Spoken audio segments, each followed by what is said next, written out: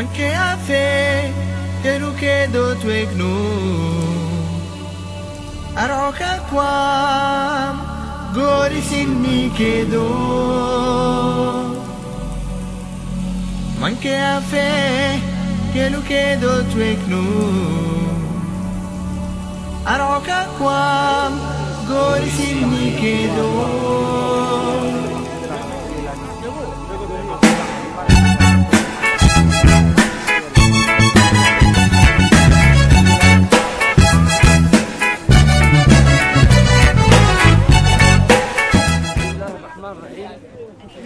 كاساكو 18 ديسمبر اي عاد تقدراي الكي سكرام كي سكرات بانكيتيا كاغا سولا هاي ابر فقط سولا ليمي امرت كيمي هولو ايدي ايدو كاسنا ماي سنن دا بليكي وكر غركاي ومر هاي حركاي احمد كيلو سنا تعجكي حبنا يلي يا ماي لا تحسبن الذين قتلوا في سبيل الله امواتا بل احياء عند ربهم يرزقون يلي أن هاي كان إليه المركاي ومن يقتل نفسا بغير نفس فكأنما قتل الناس جميعا ومن أحياها فكأنما أحيا الناس جميعا يا هاي كان إليه مريق رمركني لكن نمو بني آدم تحكي لي إليه النمو بنادم يجي إليه بدي بنادم الدنيا عين كاري النمو بنادم يجي بعلم بدي يا هاي أبكر جركاي أمري وميتي وما راح عباره بركني الناس مثل أمر عليه أمر كاربي أنا حكينا وهو نوري كسرنا لبعض الناس لكن يا أحسن بورسنا كسر للنوي لكن كتبات وأنا عندي تكاد كسر للنوي أمر كاربي لمي واي هو يسمو واي تما اللي بيارجين فرديتا هو بايسام فرا مريا أمر كبريتك جدي هو كبرتانا هني بدار كلا أمري أكابما أقبل كدتني هم بنادنتي كهربني أباروي أقبل يجريه النمو أخبار دامي الحركين أقبل يدتني هم بنادنتي شرفا كأغنبا بالدي كأغنبا يدي السرا أقبل بيسانا فرانا أسافر كجركاج مسيرتنا الحباب درحي هو قبل اللي هي وديدي بحسانا هاي وهو القاد كل إكرام فرديكا إلا نهاني بارزي هو قبل تلسها سيارو مالح لقعو بحيم فرديكا حقيقة مكونة بنادنتي كله عدي سحاك من سقادك كي ودورتا مها ايروبتينك يا هو حكي لانه ودورتيه وقتنا قريبا اسكت تعبله ان هيك تعبوا هنا فدينتا كو قلتنا الحكي جاي هنا فنا كه تعبنا وشنا ايرولكا جنا واحد كا جنا فدينتا وني رجع ساعه كره فكرت نو لو تدودو هنا مها تدودو يا مرها اللي تجينا بالساعه ساعه كره نو حكي أنا لقيت ما إني تككي ربيه مرة حسنا ربيه مرها أنا حسنا فرديتا أنا حسنا ما يلي يما النفس بالنفس والعين بالعين والأذن بالأذن والقصاص جراح والجروح قصاص ومن كل بهاي النمو كل بهاي نيكا حسنا فرديتا أنا لقيت حسنا إنكي سلام عيد عنا ما زلتوا هي الأمينتي عدالة محمد سناف فرديتا عدالة محمد كلمة سنان إني بارك يوم مكسي إني بارك يوم مكسنان دوجوا هذه عدالة المسايا مريكو حاضر وادلهم مري مسوق لكا كنت بسنا هاي لا هاي فوحان هي مرة بكسنا فرديتا وكاكنمي أنا تبمينتي على وأساق مكسنا ما عالم تربناني فوحاي سربيا لا سنم عديه مرة لا هاي مكسرين كادوا تركيا أرمن عديه مرة أساق وليه هو حاجة جدا صدام كرد عديه هو مركاد وليه هو حاجة جدا صدق سودان لا دارفور سنم عديه صدقني سودان باسا كلها هاي فوح كابكسنا فرنا أنها تنمي وجودها ما بيتاي لأمريكا وتكاتكي أنها تنمي ما بيتش لكن أننا لو كنا فديتا إنكي جحلوكتي يا مري كوكتي يا جحلوك درسام فديتاي أساكو نجح لا ودع يا مري عجب عجارها عمبلته كن عروها في المكتا أنها تنجح لابا بارو ما جح السعر بما الحق ما جالس كنا كادو نكي سعودي وبيسون تاني قدم عمبلها هي التجي ويتنفنا فرحك يتم ذلك لكن أكاد دمر يسعوديا إنت جام فردينته يحلابك يا أنا مري توبتني من جحلكم دفي وأنا فردينته توكل جلك إن شاء الله ربنا إن حكي جنو أمر الله هاي فوق مكسب إير المر هاي الرحمة الله هاي آمين كان عده المركاي إنما هاي ومن يقتل مؤمنا فكأنما قتل الناس يلي كان كنا هاي يلي كان هاي بلادن تعده النمو شنو من كي عده جدي السلام عليكم ورحمة الله. Nous sommes ici comme d'habitude pour exprimer notre solidarité avec les victimes du 18 décembre 1991, les victimes d'Ariba. Et encore une fois, nous sommes ici pour dénoncer ce régime barbare qui a fait une action barbare sur à peu près 80 civils qui sont morts ce jour-là, sans parler de nombreux disparus et des blessés qui ont gardé des séquelles permanentes. Et nous souhaitons que ce soit la dernière année que nous sommes ici pour la même cause. Nous souhaitons que la communauté internationale fasse quelque chose et fasse pression auprès du régime barbare de Djibouti qui est là depuis 1977, c'est-à-dire l'indépendance. Nous sommes ici pour soutenir et nous serons ici tant et aussi longtemps, mais nous souhaitons, Inch'Allah, que ce soit la dernière année. Merci.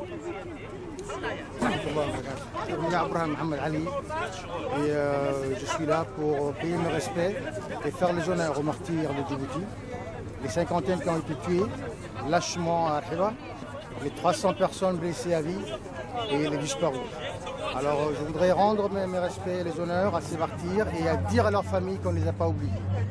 Et ils ne seront jamais oubliés tant et aussi longtemps que la justice ne sera pas rendue. Et un jour elle sera rendue. De son vivant ou après sa mort, Ismaël Omar devra répondre de ses crimes. Il est le premier responsable. Il y a d'autres responsabilités qui rentrent en jeu. Des hauts gradés de l'armée sont responsables de ce massacre. Ils vont tous un jour être devant un juge pour s'expliquer et demander pardon au peuple. Tant et aussi longtemps qu'il n'y aura pas ce pardon, il ne peut pas y avoir de réconciliation ni de justice équitable pour tout le monde. Ceci dit, je présente tous mes condoléances à la famille. On ne les a pas oubliés. Ils sont dans nos cœurs et on est là aujourd'hui dans ce froid devant le Parlement Ottawa au Canada. On est là pour leur dire on ne vous a pas oublié. Alors ceci dit, j'ai juste deux messages à passer.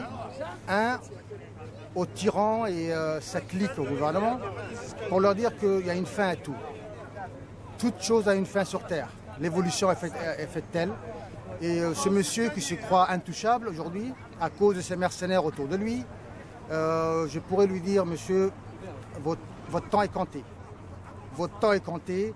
2012 sera votre départ, comme celle qui a été le départ de Ben Ali, de Moubarak et de tous les autres.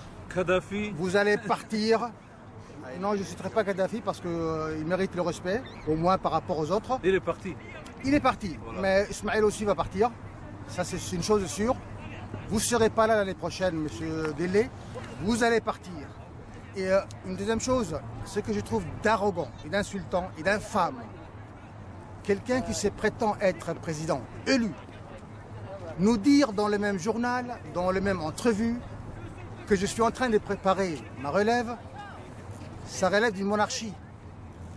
Un président élu ne prépare pas une succession, c'est une monarchie. Alors c'est une contradiction pour ce journal qu'il paye, parce que comme vous le savez, Jeune Afrique, avec les temps qui se font durs, il faut qu'il remplisse les pages. Et c'est pas gratuit. Ils ne font pas de la bienfaisance. Alors les 3 pages qu'ils payent à coût de dizaines de milliers de dollars, lorsque les fonctionnaires à Djibouti ne sont pas payés depuis 3 mois, je trouve ça lamentable et infâme et une insulte au peuple djiboutien dont 70% sont au chômage. Ce monsieur est complètement déconnecté de la réalité. Il est temps de le remettre à sa place, lui mettre le pied dans le derrière pour qu'il s'en aille. Et le deuxième point que je voudrais soulever, c'est à l'opposition.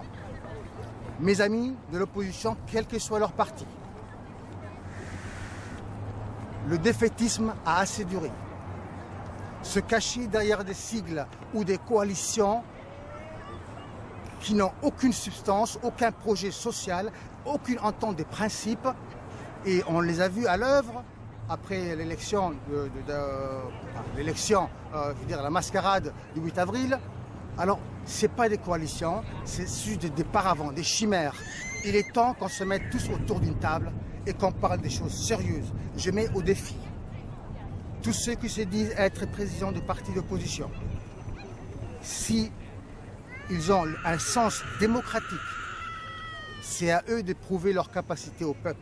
Et non pas au peuple d'aller chercher qui va être à la relève et quelles sont leurs capacités. Mettez-vous autour d'une table. Si vous ne voulez pas négocier à cause de vos programmes cachés les uns et les autres, participez à un débat intellectuel où le peuple jugera des compétences des futurs dirigeants de ce pays. Vous êtes la relève. Ayez le courage de vous parler. Si vous ne pouvez pas vous parler aujourd'hui, vous ne pourrez pas vous parler au gouvernement. Vous ne pourrez pas diriger un pays. Il faut qu'on se parle. Ignorer les uns et les autres n'est pas une solution. Ça montre qu'on est faible, on n'est pas assez sûr de soi-même. Alors si vous êtes sûr de vous-même et vous pensez être capable de prendre la relève, alors venez autour d'une table et discutons. Disons comme Gbagbo, asseyons-nous et discutons. Merci à tous, merci et bonjour. baarlamaanka Canada horteeda ee Ottawa anagu joogna waxaan ka xunnahay walaalahayaga reer Djibouti inaan la jeer garano oo la qaybsano oo hinta iyo garaac la leynayo iyo tiriig la'aanta iyo biyo la'aanta iyo dhibaatada haysata waa sheela sheer garano walaalahayaga reer Djibouti meesha waa naarka ku yimid oo mukhro la doortiyo maxaa nabiga loo السلام عليكم أحمد كيل دورتي مقا نبي اللؤلؤ علي بكر صديقي إنه علي بإلتيكو إن كستون أبصر نخينا أحد دورين وكيف الصبر وحدها